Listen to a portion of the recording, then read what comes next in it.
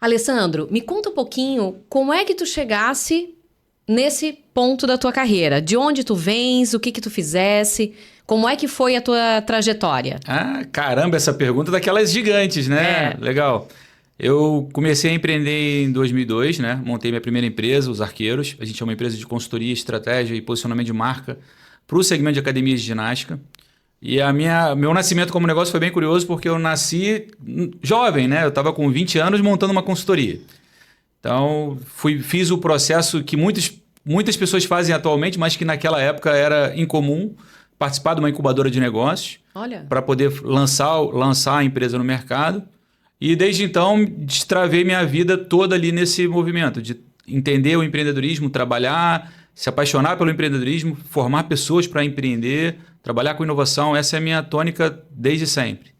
Então, quando eu tive a ideia de montar esse negócio, basicamente, eu estava na faculdade, eu acho que o principal movimento que eu gosto bastante de trazer é esse, né? Quanto a faculdade, quantos estudos podem direcionar a gente para construir coisas diferentes. Tu fizesse faculdade do quê? Eu sou de marketing, minha primeira formação, e tive um problemaço na faculdade que era o momento da monografia, aquilo que é o desespero de muitos alunos, né? E como a faculdade de marketing, o pessoal queria que eu fizesse aqueles estudos monográficos com empresas grandes. Então, por que você não fala sobre o case da Coca-Cola? Por que você não trabalha sobre as táticas da Ambev? E eu queria falar sobre o pequeno empresário. E fui muito criticado no início. O meu mentor, né? Não sei como é que se chama aquele cara da faculdade que orientador da monografia. Isso.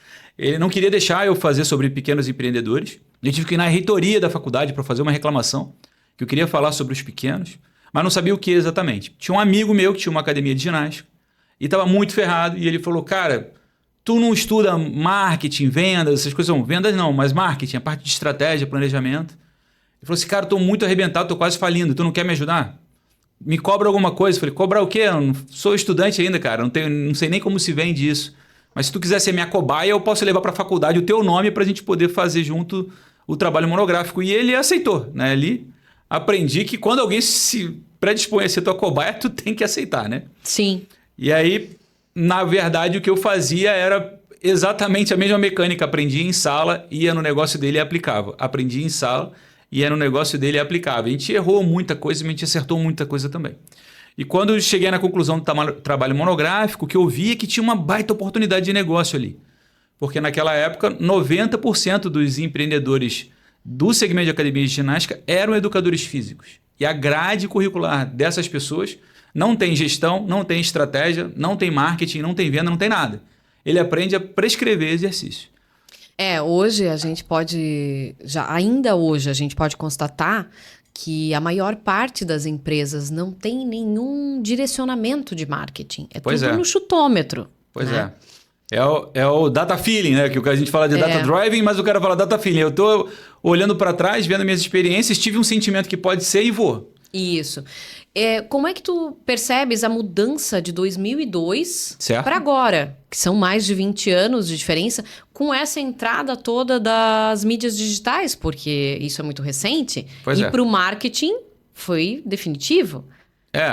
Eu acredito assim, eu falo muito sobre essa virada, né? Que até a construção de conteúdo trouxe muitos elementos novos para poder definir o que é marketing. Mas eu gosto muito da essência, aquilo que eu aprendi na faculdade, lá do tal dos 4 P's que quase nunca mudam, né? Tu vai comprar literatura hoje, tu vai chegar numa livraria, tu vai achar os 8 P's de marketing, os 15 P's, os 792, mas na base eles voltam para os 4, né? Então eu tenho a praça, que agora ela mudou, ela é aberta, né? Antigamente a praça para você era regional, mas agora ela é tecnológica também. Tem a promoção, que é a sua divulgação, a forma que você se relaciona com o cliente, tem o produto, que é aquilo que você entrega, e tem o preço, que depende de uma análise competitiva. Então a essência não mudou, na verdade. O que mudou foram as ferramentas, e que isso fez a gente acelerar. Mas o ponto importante é quando a gente olha para o empreendedor, aquilo que eu usava de discurso lá atrás já é um pouco diferente. Hoje, por exemplo, nesse meu mercado, a gente é bem forte no mercado de academia no Brasil, né? Uma das principais empresas nesse segmento, a gente faz mais de 10 inaugurações de academias no mapa todos os anos, reposicionamento de marca, mais de 20 academias, então a gente está espalhado em vários estados diferentes. E isso veio nascendo também com a mudança da mentalidade de quem compra. Então, quando eu cheguei lá atrás, eu tive que educar meus clientes. É um movimento muito diferente, né? Porque Você parte de um pressuposto que ele entende o que tu está vendendo, mas não necessariamente o teu cliente entende o que você está vendendo. E às vezes você tem que dar passos para trás para ensinar o que você vende para que ele possa entender que aquilo é uma dor para ele poder te comprar. Tu sabes que isso é um desafio também na área que eu atuo, que é a área de terceirização do financeiro. Ah, sim. Muitas empresas não têm ideia de que esse serviço existe. Exato. Né? E que ele acaba tendo um custo-benefício muito melhor, né, para a empresa. Então, me diz uma coisa, a tua empresa é daqui de Blumenau? Como é que tu veio? Porque tu és carioca. Carioca. Como é que foi essa transição do Rio de Janeiro para Blumenau? Foi super tranquila. Foi fácil de decidir, né? A minha esposa é daqui. Eu conheci ela num evento de academias, né? Esse evento é um dos principais eventos de academias do mundo. Ele acontece em São Paulo. E ela gerenciava uma academia aqui em Blumenau e foi participar desse evento. E eu palestro nesse evento há muitos anos. E a gente se conheceu lá e depois a gente começou a namorar em ponte aérea, né? Então, ela ia para São Paulo, eu ia também. E quando a gente resolveu juntar os panos, a gente foi para o Rio inicialmente. E quando ela engravidou da minha primeira filha, a Maia, a gente resolveu se mudar por causa da violência, na verdade. Então, como eu já tinha a maior parte dos nossos projetos espalhados pelo mapa, na minha única conta foi que eu mudaria de aeroporto, né? Eu já viajava bastante, fazendo a ponte aérea para tudo quanto é lugar para poder tocar os projetos. Já tinha uma vertente importante de reuniões online, já estavam nascendo ali em 2019, 2020, já era uma realidade. Sim. Então, para mim, virar essa chave foi bem simples de fazer. E quando eu cheguei aqui, né, o primeiro movimento que eu fiz foi buscar também outros elementos para continuar empreendendo. Então, os arqueiros continuam com a sede lá no Rio, a gente tem colaboradores espalhados em vários mapas, né, que a gente trabalha por núcleo de consultoria e que atendem determinados projetos, as equipes. E aqui em Santa Catarina, em Blumenau, eu procurei aqui o Centro de Inovação, na época estava na planta ainda para nascer. E aí fui com a minha esposa num evento que ela foi participar e sentei lá, peguei uma revista e vi lá, Blumenau, uma revista sobre Blumenau, falando sobre a cidade, a predisposição para inovação. Eu falei, que legal, eu sempre trabalhei com inovação. Pode ser um bom caminho. Aí vi a matéria do Centro de Inovação e fui atrás. Eu quero saber onde é que é esse prédio. Comecei a perguntar e ninguém sabia. Até que um cara me falou, olha, eu acho que o Instituto GN aqui de Blumenau que vai administrar esse prédio. Eu fui atrás do Instituto GN, cheguei lá. A gente vai abrir aqui o Centro de Inovação. E se vocês quiserem participar, né, tem um edital para entrar como empresa incubada e tal. Legal. E eu já tinha participado disso, né, porque eu tinha feito o processo seletivo lá atrás, em 2002, para poder fazer com que os arqueiros nascessem. E a gente, naquela época, participou dos principais incubadores do mundo, né? A Shell, no mundo, tem uma incubadora chamada Shell Livewire. No Brasil, ela se chama Shell Iniciativa Jovem. Ela está presente em mais de 30 países. Com o objetivo, o projeto social da Shell é direcionado ao empreendedorismo, né? Então, o objetivo dele é pegar jovens entre 18 e 30 anos e apoiar eles para empreender. Então, eu já tinha vivido isso na prática, vivi como era. E quando chegou aqui, cara, foi reviver isso. E ali naquele momento eu tive a ideia de montar a Idealizei, que era uma empresa, inicialmente a gente montou como uma ideia de poder transformar negócios através de inovação com tecnologia. A gente montou um sistema para poder implementar isso nas empresas, focando em indústrias principalmente. E não rodou, não funcionou. A gente teve muita dificuldade para botar para vender, mas ao mesmo tempo apareceu um outro mercado, que é o mercado de sprints de inovação. Métodos rápidos para poder acelerar pequenos processos que precisam de inovação, que a tecnologia não ia funcionar porque a cultura organizacional não está preparada para entender o processo de inovação. Então, a gente, em vez de olhar para a ferramenta, a gente olhou para as pessoas. E a gente pivotou o modelo, e aí encaixou. Então, a gente conseguiu nascer de novo, fazer com que o projeto continuasse a ficar forte. Então, essencialmente, no modelo negócio, esses dois CNPJs que coordenam a minha trajetória ali, né? Os arqueiros voltados para a academia e voltados para sprint de inovação, workshop, capacitação em relação à inovação, com a Idealizei aqui em Blumenau.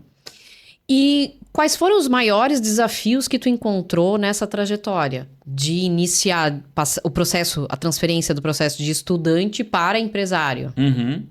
Eu acho que principalmente quando tu está muito no início, né? Agora eu estou vivendo... Já faz tempo que eu vivo esses movimentos de capacitação de pessoas e eu me vejo muito nas pessoas que estão ali querendo começar, né? Essa semana a gente está tocando pela Idealizei 2 processos de pré-incubação aqui na cidade.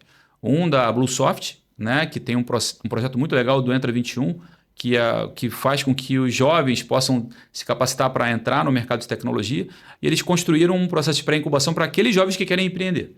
Então, eu estou tocando essa turma, tem 15 projetos ali rodando, e também estou tocando o mesmo movimento no Centro de Inovação Blumenau, que é para empresas mais maduras, mas também é para incubação, e também tem lá ali os seus 30 empreendedores tentando fazer a engrenagem funcionar. E o que eu percebo ali é que o sentimento é o mesmo, parece que eu estou voltando no tempo, né? De encontrar no brilho dos olhos daqueles que estão ali, querendo fazer com que a sua ideia fique viva, a vontade de empreender e de ser dono do próprio nariz. A dificuldade é que o mundo hoje é muito mais canibal e competitivo, né? Quando eu comecei meu negócio lá atrás, na própria incubadora, os caras falavam assim, teu negócio tem 3 anos para validar, para dar certo. Hoje em dia tu fala de validação em 6 meses, senão tu desiste e vai para um outro lugar.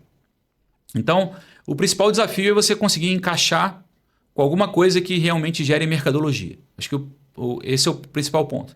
A ideia é linda, ela é maravilhosa. O PowerPoint ele aceita qualquer coisa. Fica colorido, fica bonito, tem animação, tem vídeo, tem tudo falando que a tua ideia vai funcionar. É exatamente isso. Mas a realidade está no Excel, né? E ela é azul ou vermelha numa única célula, para entender se o negócio está encaixando e girando. A gente sempre fala aqui com vários convidados de áreas distintas que a gestão é o maior desafio do empresário, né? Com certeza. É sempre para onde ele tem que olhar e muitas vezes ele não tem nem ideia do que fazer com aqueles números. Né? Esse é um desafio importante.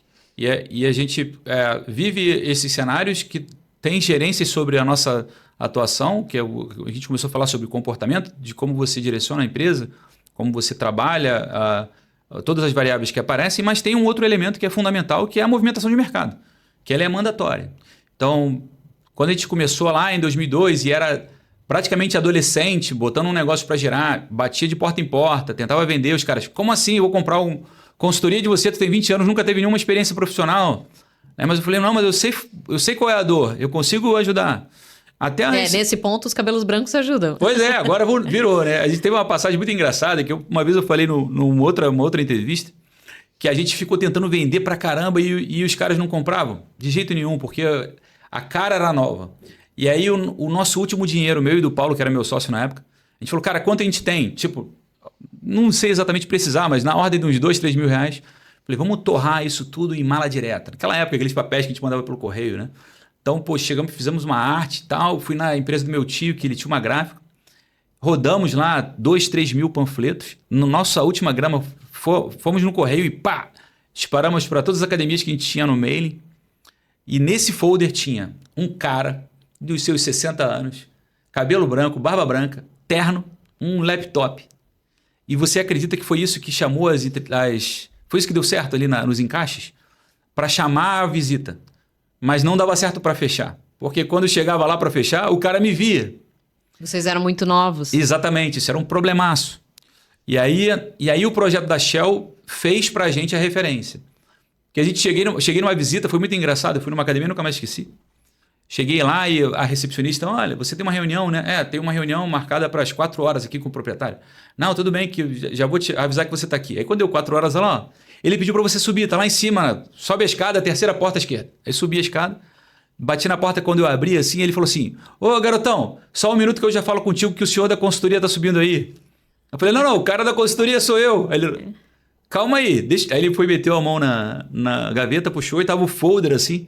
Eu quero esse velhão aqui, cara. Eu falei, cara, não tem esse velhão. Ele, cara, não tem ninguém de cabelo branco nessa empresa. Eu falei, não. Falei, então eu acho que o teu material tá errado. E eu que sou de marketing, tomei um tapa na cara, né? Tipo, cara, todo o nosso dinheiro a gente torrou e não era como se fosse uma propaganda enganosa. Pois né? é. Porque você estava vendendo alguém experiente e estava entregando alguém que tinha ideias inovadoras. É diferente. Pois é. E aí, o papel da incubadora, dos mentores, nesse momento foi fundamental. Porque eu voltei lá para a Iniciativa Jovem, meio que em colapso, assim, tipo, tudo que a gente tentou validar estava lindo, os produtos estavam legais. Porque a Shell tem um negócio muito animal, assim. Como eles são muito fortes mundialmente, a rede de contato desses caras é absurda. Então, por exemplo, a Accenture é uma das maiores consultorias do mundo.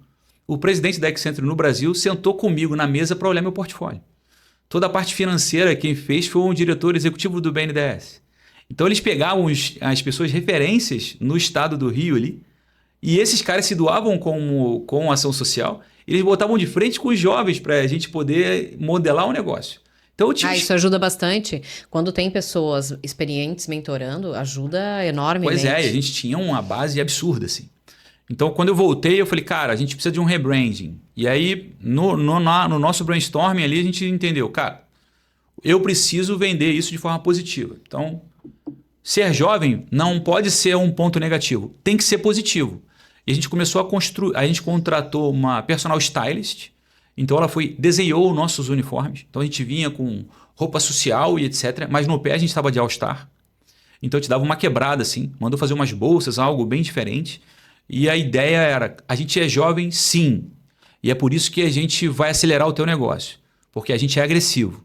E a gente começou a entrar nessa linha. E aí a Shell começou a fazer campanha, né, com os seus incubados nas mídias.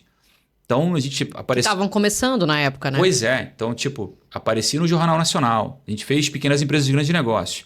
O Multishow fez um programa sobre empreendedorismo, ele foi o tempo inteiro dentro do nosso escritório. E aí, quando a gente chegava para as negociações, eu não falava da minha idade. Eu pegava esses cases, pegava as revistas. Aqui, os caras me entrevistaram. Olha aqui. A gente saiu na televisão, dá uma olhada na matéria. Então, a gente olhava essas referências para falar assim, cara, eu consigo resolver o teu problema. Confia que vai. E ali a gente começou a encaixar. Então... ter alguém te apoiando nesse momento de construção é fundamental. Mas isso não garante que você vai ter sucesso, né? É só um apoio para você poder avançar.